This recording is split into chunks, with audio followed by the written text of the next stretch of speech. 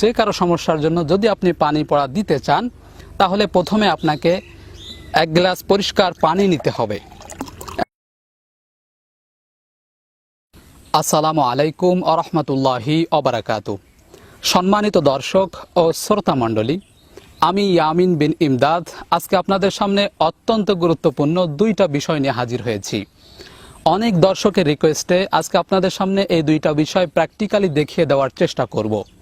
তার মধ্যে প্রথম বিষয় হলো কিভাবে পানি পড়া দিতে হয়। আপনি কোন সূরা পড়ে বা কোন দোয়া পড়ে পানি পড়া দিবেন, একজন ইমানদার ব্যক্তি, যে কোনো ইমানদার ব্যক্তি এই পানি পড়া দিতে পারবে যদি আজকের ভিডিওটা সম্পূর্ণ দেখেন। দ্বিতীয় বিষয় হলো, কেউ যদি ব্ল্যাক ম্যাজিক করে থাকে, জাদু করে থাকে, তাবিজ তদবির করে থাকে, তাহলে সেই তদবির নষ্ট করার জন্য, সেই ব্ল্যাক ম্যাজিক নষ্ট করার জন্য উপায় কি? এই দুইটা বিষয় আজকে আপনাদের সামনে প্র্যাকটিক্যালি দেখিয়ে দেওয়ার চেষ্টা করব। ওমা তাওফীক ইল্লা বিল্লাহ। তো সময় দীর্ঘায়িত না করে চলুন শুরু করি। প্রথমে আমি বলবো যে আল্লাহ সুবহানাহু ওয়া তাআলা আমাদের শারীরিক এবং মানসিক যে কোনো সমস্যা সমাধানের জন্য তিনটা উপায় বলে দিয়েছেন। প্রথম উপায় হলো, সর্বপ্রথম আল্লাহ সুবহানাহু ওয়া তাআলার কাছে দোয়া করতে হবে। বিভিন্ন মাধ্যমে বিভিন্নভাবে আল্লাহ সুবহানাহু ওয়া তাআলার কাছে দোয়া করতে হবে। আল্লাহর বিশেষ গুণবাচক নামের উসিলা করে কেঁদে কেঁদে আল্লাহ সুবহানাহু ওয়া তাআলার কাছে দোয়া করতে হবে। সর্বপ্রথম আল্লাহ সুবহানাহু ওয়া তাআলার সহযোগিতা কামনা করতে হবে। দ্বিতীয় পদ্ধতি হলো, আল্লাহ সুবহানাহু ওয়া তাআলা আমাদের চারপাশে প্রকৃতির মধ্যেই আমাদের আরোগ্যের জন্য বিশেষ ঔষধি দিয়ে দিয়েছেন। এই ঔষধকে বিভিন্ন মাধ্যমে গ্রহণ করা, বিভিন্ন মাধ্যমে সেবন করা, এটা আল্লাহ সুবহানাহু ওয়া তাআলাই বলে দিয়েছেন, যেটা বর্তমান সময়ে চিকিৎসা সেবা। এই চিকিৎসা সেবা গ্রহণ করতে হবে। তৃতীয় পদ্ধতি হলো, আল্লাহ সুবহানাহু ওয়া তাআলা এবং আল্লাহ রাসূল সাল্লাল্লাহু আলাইহি সাল্লাম কুরআন এবং সহিহ সুন্নাহর আলোকে ঝাড়ফুঁক করার অনুমতি দিয়েছেন। ঝাড়ফুঁক কিভাবে করতে হয় সেই বিষয়টাই আজকে আপনাদের সামনে প্র্যাকটিক্যালভাবে দেখিয়ে দেওয়ার চেষ্টা করব। তো এই তিনটা পদ্ধতির বাহিরে কেউ যদি কুফরি কালাম করে, জাদু টুনা করে, তাহলে সেগুলো সম্পূর্ণ হারাম। তো নিজের সমস্যার জন্য বা পরিবারের লোকের সমস্যার জন্য, ছেলেমেয়ের সমস্যার জন্য, যে কারো সমস্যার জন্য যদি আপনি পানি পড়া দিতে চান, তাহলে প্রথমে আপনাকে এক গ্লাস পরিষ্কার পানি নিতে হবে। এক গ্লাস পরিষ্কার পানি নেবেন। যখন আপনি সূরা ফাতিহা পড়বেন, তার পূর্বেই আউযু বিল্লাহি মিনাশ শাইতানির রাজিম বিসমিল্লাহির রহমানির রহিম পড়বেন। এরপরে সূরা ফাতিহা ওয়ালাদ-দাল্লিন পর্যন্ত, আলহামদু থেকে ওয়ালাদ-দাল্লিন আমিন পর্যন্ত পড়বেন। পড়ার পরে পানির মধ্যে একটা ফু দেবেন এবং মনে মনে এই বিশ্বাস এবং আস্থা রাখবেন যে আমি ফু দিলাম, এই ফুয়ের কারণে আল্লাহ সুবহানাহু ওয়া তাআলা মাফ করবেন না, বরং আমি এটা একটা উসিলা হিসেবে দিলাম, আল্লাহ সুবহানাহু ওয়া তাআলা এই উসিলায় তাকে মাফ করবেন, আরোগ্য দান করবেন। আল্লাহ সুবহানাহু ওয়া তাআলার কাছে মন থেকে, অন্তরের অন্তঃস্থল থেকে এই কামনা করতে হবে, এই দোয়া করতে হবে, হে আল্লাহ, আমি তো তোমার কোরআনের উসিলায়, সূরা ফাতিহার উসিলায় তাকে আমি পানি পড়া দিয়ে দিলাম যে এই পানি পড়ায় কাজ হবে। আমি তো জানি আমার এই পানি পড়ার মধ্যে কোনো ক্ষমতা নেই, ক্ষমতা তো তোমার কাছে। তুমি চাইলে পারো এই পানি পড়ার মাধ্যমে, এই বরকতের মাধ্যমে তাকে আরোগ্য দিতে, তুমি আরোগ্য দিয়ে দাও। এই কথাগুলো অন্তরের মধ্যে খুব গভীর থেকে বলতে হবে, আল্লাহ সুবহানাহু ওয়া তাআলার কাছে বলতে হবে। এই কথাগুলো যদি আপনি না বলেন, এই কথাগুলো যদি আপনার অন্তরে না থাকে, তাহলে কিন্তু আপনার ইমানের মধ্যে দুর্বলতা থেকে গেল, আপনার মধ্যে একটা অহংকার ভাব থেকে গেল যে আমি পানি পড়া দিয়ে দিলাম, কাজ হয়ে যাবে। বিষয়টা তো এরকম নয়। বিষয়টা হলো আল্লাহ সুবহানাহু ওয়া তাআলা কাজ করে দেবেন। এটা একটা বরকত, এটা একটা ওসিলা।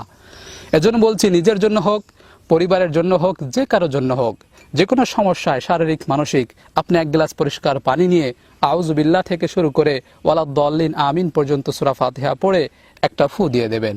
এরপরে তাকে পানিটা খেতে দেবেন, অথবা নিজের সমস্যা হলে নিজে খাবেন। প্রত্যেক দিন খেতে থাকেন। প্রত্যেক দিন রাতে ঘুমানোর আগে, রাতে খাবার খাওয়ার 20 থেকে 25 মিনিট পরে আপনি এক গ্লাস পানি এভাবে পড়ে খান। আল্লাহ সুবহানাহু ওয়া তাআলা আস্তে আস্তে আপনার পেটের ক্রিয়া দূর করে দেবেন, পেটের সমস্যা দূর করে দেবেন, শারীরিক সমস্যা দূর করে দেবেন, মাথার সমস্যাও দূর করে দেবেন ইনশাআল্লাহ। এরপরে আরেকটা বিষয় হলো, আপনার যদি মনে হয় কোনো ব্যক্তিকে কেউ ব্ল্যাক ম্যাজিক করেছে, জাদু করেছে বা ক্ষতি করেছে, তাবিজ করেছে, তার শরীর আস্তে আস্তে নষ্ট হয়ে যাচ্ছে, দুর্বল হয়ে যাচ্ছে, বা কোনো একটা কাজ হচ্ছে না, আপনার কাছে মনে হচ্ছে কেউ হয়তো ক্ষতি করেছে, তাবিজ করেছে, তাহলে আপনি প্রত্যেক দিন রাতে ঘুমানোর আগে রাতে খাওয়ার 20-25 মিনিট পরে এরকম স্বচ্ছ এক গ্লাস পানির মধ্যে আউযুবিল্লাহ থেকে শুরু করে ওয়ালাদ-দাল্লিন আমিন পর্যন্ত সূরা ফাতিহা পড়লেন। এরপরে আবার আউযুবিল্লাহ বিসমিল্লাহ পড়ে সূরা ইখলাস পড়বেন। সূরা ইখলাস শেষ করার পরে আবার আউযুবিল্লাহ বিসমিল্লাহ পড়ে সূরা নাস পড়বেন। সূরা নাস পড়ার পরে আবার আউযুবিল্লাহ বিসমিল্লাহ পড়ে সূরা ফালাক পড়বেন। সূরা ফালাক শেষ হওয়ার পরে আবার আউযুবিল্লাহ বিসমিল্লাহ পড়ে আয়াতুল কুরসি পড়বেন। এভাবে সূরা ফাতিহা, সূরা ইখলাস, সূরা নাস, সূরা ফালাক, আয়াতুল কুরসি, এই 5টা জিনিস, এই 5টা সূরা, আল্লাহ সুবহানাহু ওয়া তাআলার বরকতময় আয়াত, এগুলো পড়ে এরপরে পানির মধ্যে ফু দিবেন। আপনি সবগুলো পড়ে একবারে ফু দিতে পারেন, আবার সূরা ফাতিহা শেষ করার পরে ফু দিলেন, সূরা ইখলাস পাঠ করার পরে ফু দিলেন, সূরা নাস শেষ করার পরে ফু দিলেন, সূরা ফালাক শেষ করার পরে ফু দিলেন, আয়াতুল কুরসি শেষ করার পরে আবার ফু দিলেন। এভাবেও দিতে পারেন। প্রত্যেক দিন রাতে ঘুমানোর আগে এইভাবে এক গ্লাস পানির মধ্যে সূরা ফাতিহা, সূরা ইখলাস, সূরা নাস, সূরা ফালাক, আয়াতুল কুরসি পড়ে আপনি এভাবে ফু দেন। এভাবে ফু দেওয়ার পরে আপনি সেই রোগীকে খেতে দেন। আপনি নিজের যদি সমস্যা বোধ করেন তাহলে নিজেভাবে খান, আর যদি ছেলে মেয়ে আত্মীয় স্বজন পরিবারের লোকের যদি এরকম সমস্যা মনে করেন তাহলে তাকে খেতে দেন। প্রত্যেক দিন রাতে এভাবে খেতে দেন। ইনশাআল্লাহ আস্তে আস্তে আল্লাহ সুবহানাহু ওয়া তাআলা তাকে আরোগ্য লাভ করাবেন, তার শারীরিক অসুস্থতা আস্তে আস্তে দূর করে দেবেন। দ্বিতীয় বিষয় হলো, আপনি যদি জানতে পারেন কেউ আপনাকে ব্ল্যাক ম্যাজিক করেছে, কালো জাদু করেছে, ক্ষতি করেছে, তাবিজ তদবির করেছে, তাহলে সেগুলো নষ্ট করবেন কিভাবে? আপনি যদি আপনার বাড়ির আশেপাশে কোনো আলামত খুঁজে পান, কোনো তাবিজ খুঁজে পান, বা যে কোনো সন্দেহজনক বস্তু খুঁজে পান, আপনার কাছে মনে হচ্ছে এই জিনিসটা দিয়ে আপনাকে তাবিজ করা হয়েছে, ক্ষতি করা হয়েছে, তাহলে আপনি সেই জিনিসটাকে প্রথমে সংগ্রহ করবেন, খুঁজে বের করবেন। এটা খুঁজে বের করার পরে দেখবেন যে ভিতরে কোনো গিরা আছে কিনা, ভিতরে কি আছে বিষয়টা ভালো করে দেখবেন। যদি কোনো গিরা থাকে, চুল গিরা দেওয়া হতে পারে, কোনো রশি গিরা দেওয়া হতে পারে। যদি গিরা দেওয়া থাকে তাহলে সেই গিরাগুলো প্রথমে খুলবেন, খোলার পরে সেটা ছিঁড়ে ফেলবেন। ছিঁড়ে ফেলার পরে কোনো একটা কাঠ, খড়ি বা যে কোনো কিছুর উপর একটা আগুন ধরাবেন। কোনো একটা খড়ির উপর, কাঠের উপর, অথবা পাতা, কাগজ, যার উপরও পারেন আপনি একটা আগুন ধরাবেন। আগুন ধরানোর পরে যখন সেটা আগুন জ্বলতে থাকবে, আপনার ওই তাবিজটা যেটা আপনার হাতে রয়েছে সেই তাবিজটা আগুনের উপর দিয়ে দেবেন। আপনি যে আগুন ধরালেন সেই আগুনের উপর ওই তাবিজটা দিয়ে দেবেন, বা যেটাই আপনি সন্দেহজনক পেয়েছেন যে বস্তুটা, সেই বস্তুটা ভালো করে ছিঁড়ে ফেলে, নষ্ট করে ফেলে এরপরে ওই আগুনের মধ্যে দিয়ে দেবেন। আগুন জ্বলতে জ্বলতে যখন এটা কয়লা হয়ে যাবে বা যখন এটা ছাই হয়ে যাবে, তখন আপনি এক গ্লাস পানির মধ্যে ওই পূর্বের মতোই আউযুবিল্লাহ বিসমিল্লাহ পড়ে সূরা ফাতিহা পড়বেন, ফু দিবেন, সূরা ইখলাস, সূরা নাস, সূরা ফালাক, আয়াতুল কুরসি, এগুলো পড়ার পরে সেই পূর্বের নিয়মে আবার ফু দিবেন। ফু দেওয়ার পরে সেই পানিটা হাতে ঢেলে ওই কয়লার উপরে বা ছাইয়ের উপরে, যেটা আপনি পুড়িয়ে ফেলেছেন, সেই পুড়িয়ে ফেলা ছাইয়ের উপরে এভাবে ছিটিয়ে দেবেন। সেই পুড়িয়ে ফেলা ছাইয়ের উপরে এভাবে ছিটিয়ে দেবেন। তাহলে ইনশাআল্লাহ আপনাকে যে ক্ষতি করা হয়েছে যে বস্তুর মাধ্যমে, সেই ক্ষতিটা কেটে যাবে, ওটা আর আপনাকে ক্রিয়া করবে না। আল্লাহ সুবহানাহু ওয়া তাআলা আপনাকে আরোগ্য লাভ করাবেন, ওই ক্ষতি থেকে মুক্তি দান করবেন। আর যদি আপনি কোনো বস্তু খুঁজে না পান, কোন বস্তুর মাধ্যমে, কোন তাবিজের মাধ্যমে আপনাকে ক্ষতি করা হয়েছে, আপনার বাড়ির আশেপাশে কোথাও খুঁজে পাচ্ছেন না, এই ক্ষেত্রে পূর্বের যে আমলটা বলেছিলাম, প্রত্যেক দিন রাতে ঘুমানোর সময় সূরা ফাতিহা, সূরা ইখলাস, সূরা নাস, সূরা ফালাক, আয়াতুল কুরসি এগুলো পড়ে ঘুমাবেন। প্রত্যেক রাতে ঘুমানোর পূর্বে বালিশে মাথা দিয়ে ডান কাতে যখন ঘুমাবেন, আগে সূরা ফাতিহা, সূরা ইখলাস, সূরা নাস, সূরা ফালাক, আয়াতুল কুরসি। যে ভিকটিম মানে যে সমস্যাগ্রস্ত, যাকে জাদু করা হয়েছে, যাকে ক্ষতি করা হয়েছে, সেই ব্যক্তি এভাবে আমলটা করবে। প্রত্যেক দিন রাতে ঘুমানোর সময় ডান কাতে শুয়ে এভাবে পড়বে। অজু করে এসে এরপরে শোবে, শোয়ার পরে এভাবে পড়বে সূরা ফাতিহা, সূরা ইখলাস, সূরা নাস, সূরা ফালাক, আয়াতুল কুরসি। এরপরে ঘুমানোর সময় যে দোয়া পড়তে হয় সে দোয়া পড়ে ঘুমাবে। আল্লাহ সুবহানাহু ওয়া তাআলা এভাবে আস্তে আস্তে তাকে আরোগ্য লাভ করাবেন। এজন্য প্রথমে আমাদের ঈমানকে ঠিক করতে হবে। পানি পড়ার ক্ষেত্রে অনেকের ঈমান ঠিক নেই। অনেকে ধারণা করে থাকে অমুক বড় পীর সাহেব যদি পানি পড়া দেয় তাহলে সেই পানি পড়ায় কাজ হয়, অমুক বড় হুজুর পানি পড়া দিলে তার পানি পড়ায় কাজ হয়।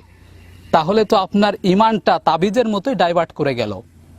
আল্লাহ রাব্বুল আলামিন যে কোরআন নাজিল করেছে, সেই কোরআনের বরকতে আল্লাহ সুবহানাহু ওয়া তাআলা আপনাকে আরোগ্য লাভ করাবেন, সেই বিষয়টা তো আপনার মধ্যে থাকলো না। বিষয়টা তো চলে গেল বড় হুজুরের কাছে, ইমানটা তো চলে গেল বড় পীর সাহেবের কাছে, তাহলে আপনার ইমানটাই তো ঠিক থাকলো না। এজন্য বলছি, কে পানি পড়া দিল সেটা মুখ্য বিষয় নয়। যে কোনো ইমানদার পারবে পানি পড়া দিতে, যদি সে সূরা ফাতিহা পড়তে জানে, যদি সে কুরআনুল কারীমের সূরা ইখলাস, সূরা নাস, সূরা ফালাক, আয়াতুল কুরসি পড়তে জানে, সেই পারবে পানি পড়া দিতে। যতটুকু শুদ্ধতার কারণে তার নামাজ হয়ে যায়, ততটুকু শুদ্ধতার কারণে তার পানি পড়া দিলে সেই পানি পড়াও খাওয়া যায়।